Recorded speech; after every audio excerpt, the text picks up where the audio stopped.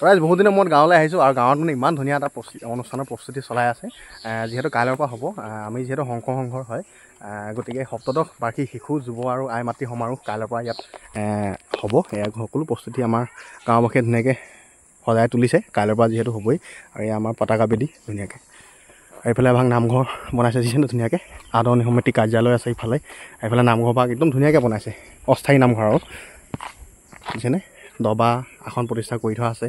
কাইলৈৰ পৰা ধুনীয়া হ'ব একদম ধুনীয়া অনুষ্ঠান হ'ব আৰু মই প্ৰায়খিনি দেখুৱাবলৈ চেষ্টা কৰিম বহুত দূৰ দূৰণিয়ে আইসকল আহিব শিশুসকল আহিব যুৱকসকল আহিব বাকী আৰু একদম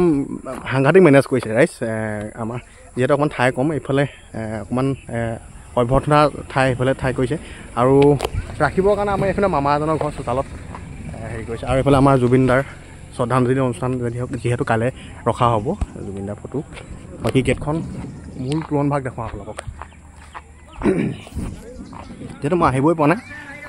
আৰু গাঁওবাসীয়ে খুব কষ্ট কৰিছে ধুনীয়াকৈ পতাকা চতাকা লগাইছে বুজিছেনে এখন তোৰণখন এই তোৰণখন বিৰাট ভাল লাগে আৰু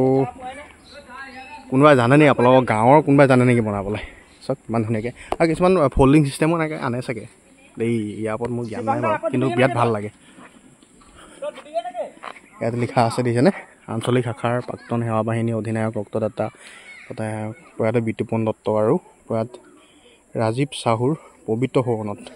যিহেতু গম পায় বিতুপন দত্ত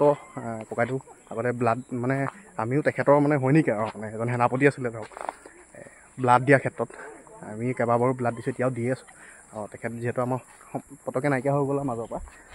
তেওঁ সোৱনতে এখন গেটখন দিয়া হৈছে বাকী চাই থাকিব অনুষ্ঠানবোৰ কাইলৈৰ পৰা ধুনীয়াকৈ ব্লগ বনাই দেখুৱাম মাতৃসকলকো দেখুৱাম